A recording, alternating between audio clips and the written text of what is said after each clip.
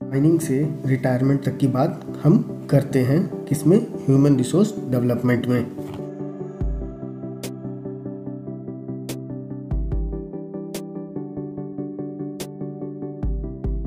Hello दोस्तों, आप सभी का जज्बा क्लासेस में स्वागत है। दोस्तों, आज हम लोग IMED के चैप्टर टू में बात करेंगे हम लोग मानव संसाधन विकास यानी ह्यूमन रिसोर्स डेवलपमेंट के बारे में।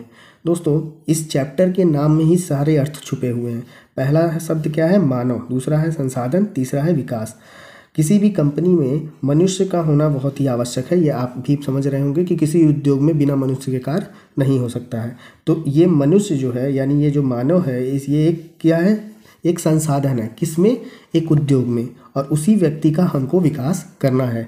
देखिए, अगर आपने एक कंपनी खोली है जहाँ पे आप मैन्युफैक्चरिंग प्लांट डाले हुए हैं, वहाँ पर आप सब सामान ला के रख दीजिए, लेकिन अगर कोई व्यक्ति वो कार्य करने वाला ना हो तो आप कोई भी उत्पादन नहीं कर सकते हैं, किसी भी सामान का उत्पादन नहीं हो सकता है। तो हमको यहाँ ये समझना है कि जो हमारे पास मनुष्य हैं यानी जो हमारे पास मानव है यानी जो हमारे पास वर्कर हैं वो हमारे लिए क्या है, संसाधन है, ना कि हमारे पास जो रॉ मटेरियल यानी जो हमने कच्चा पदार्थ अपने वहाँ रखा हुआ है वो हमारे लिए संसाधन है।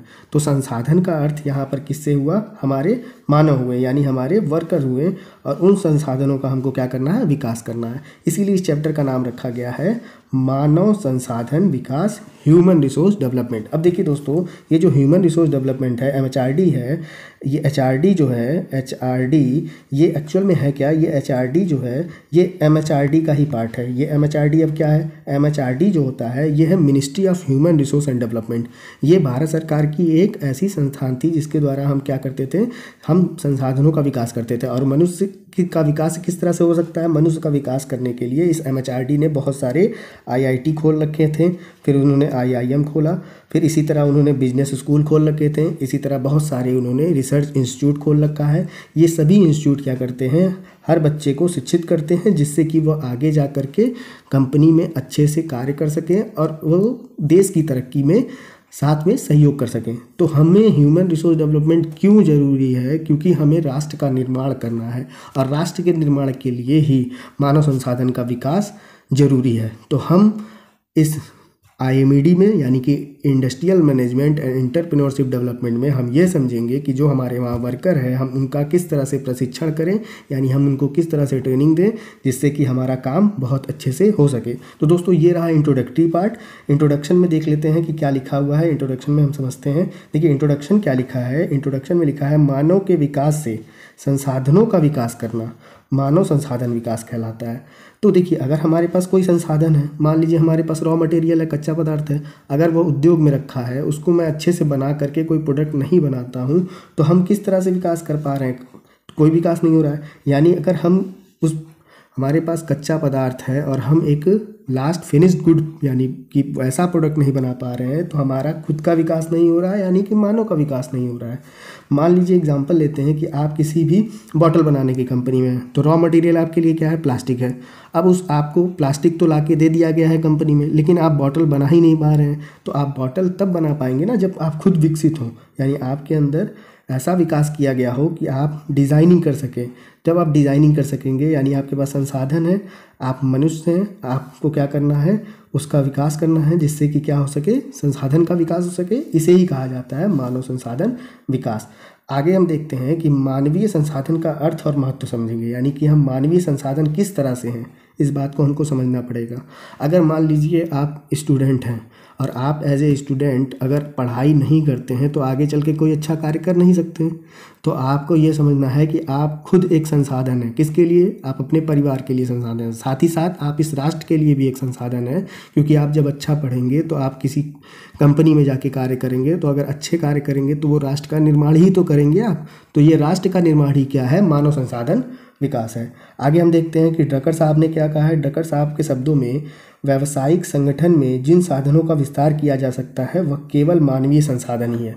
यानी उन्होंने कहा है कि अगर हम बात करें कि किसी भी ऑर्गेनाइजेशन या किसी भी उद्योग में हम किसका विस्तार कर सकते हैं, केवल मानवीय संसाधनों का विकास कर सकते हैं। और मानवीय ही संसाधन ही है जो मानव संसाधन के विकास में उपयोग लाया जाता है। देखिए मानव संसाधन विकास में हम होता क्या है कि आप जब किसी कंपनी को ज्वाइन करते हैं, ज्वाइनिंग से लेकर रिटायरमेंट तक आप में बहुत सारे बदलाव होने रहते हैं। देखिए मान लीजिए आपने 26 साल की नौकरी में आप कहीं नौकरी पा जाते हैं और आप 60 साल की उम्र में रिटायर होते हैं। कितने साल की उम्र में रिटायर होते हैं?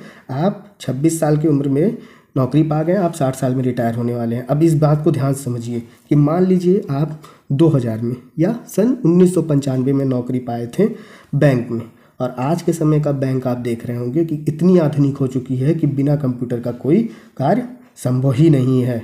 बिना कंप्यूटर का कोई भी कार्य संभव नहीं है। तो जो 1995 में नौकरी पाया हुआ व्यक्ति है और उस समय उतनी कंप्यूटर की साक्षरता नहीं दी जाती थी, तो इसका अर्थ ये हुआ कि ज्वाइनिंग के समय में उसको उस चीज़ का नॉलेज नहीं था। तो हम क्या उसे कंप्यूटर सिखाना बंद कर देंगे?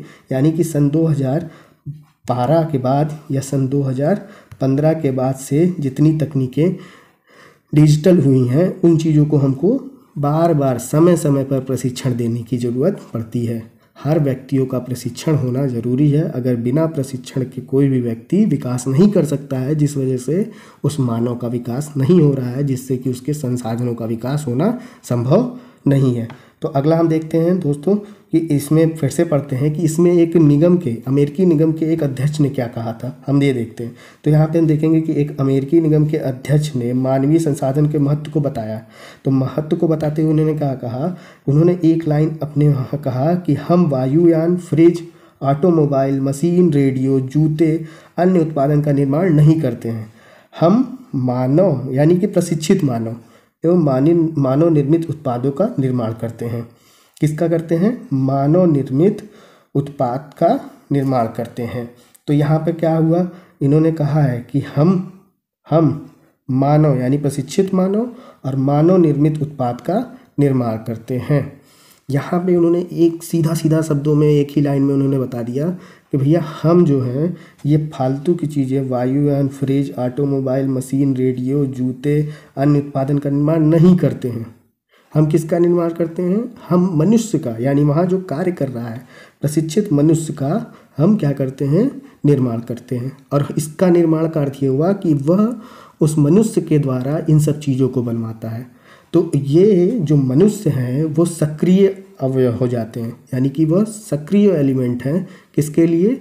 मानव संसाधन के लिए। और असक्रिय यानी कि निष्क्रिय कौन कौन से हैं? निष्क्रिय हमारे कौन कौन से हैं? निष्क्रिय हैं वायु, फ्रिज, ऑटोमोबाइल, मशीन, रेडियो, जूते व अन्य उत्पाद।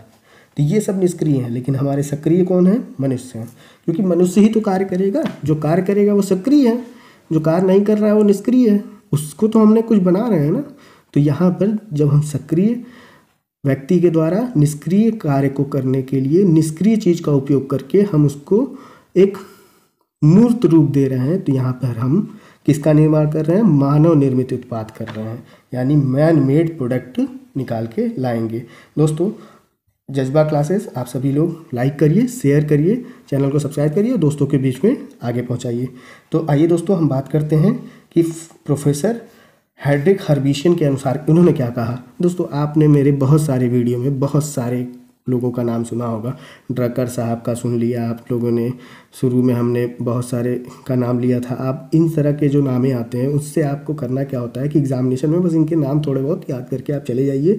नाम के साथ आप डिफिनीशन लिखेंगे बीटी यूपी के यानी पॉलिटेक्निक के पेपर में, तो अच्छे नंबर मिलने के चांसेस होते हैं। देखिए इन्होंने क्या कहा, प्रोफेसर हेड्रिक हर्बिशियन ने क्या कहा कि राष्ट्र के धन का अंतिम आधार मानवीय संसाधन है। यानी अगर मनुष्य ही ना हो और वो कार्य ही ना करते हो तो हम राष्ट्र का निर्माण नहीं कर सकते हैं।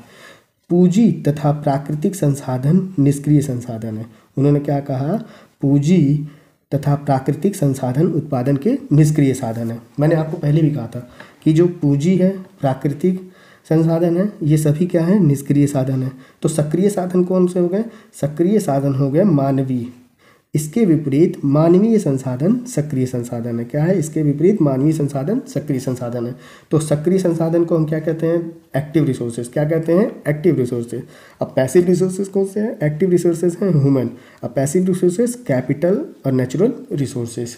तो दोस्तों ये हमारा चैप्टर नंबर 2 का फर्स्ट लेक्चर है, यानी ये सीरीज़ जो है आईएमडी के लेक्चर्स का ये लेक्चर 9 है। चैप्टर 2 यहाँ पे ख़त्म होता है। हम लेक्चर 10 में चैप्टर 2 के नेक्स्ट लेक्चर को लेके आएंगे। दोस्तों वीडियो कैसा लगता है सभी लोग शेयर करके बताइए, कमेंट करके बताइए, सब्सक्राइब करके चैनल को बताइए, साथ ही साथ जज्बा क्लासेस को दोस्तों के बीच में शेयर करिए। दोस्तों अगर वीडियो अच्छा लगता हो, हेल्पफुल लगता हो तो अपने दोस्तों के बीच में ज़रूर शेयर करें। मैं अपने प्रिय व्यूवर्स को थैंक यू कहना चाहूँगा। अजय, अनिल, बहुत सारे ऐसे लोग हैं जो हमारे वीडियो को देखने के बाद कमेंट करते हैं, उन सभी को तहे दिल से धन्यवाद है। साथ ही साथ आप सभी का बहुत बहुत धन्यवाद मेरी वीडियो को देखने के लिए। तो दोस्तों मिलते हैं नेक्स्ट लेक्चर में, तब तक के लिए धन्यवाद।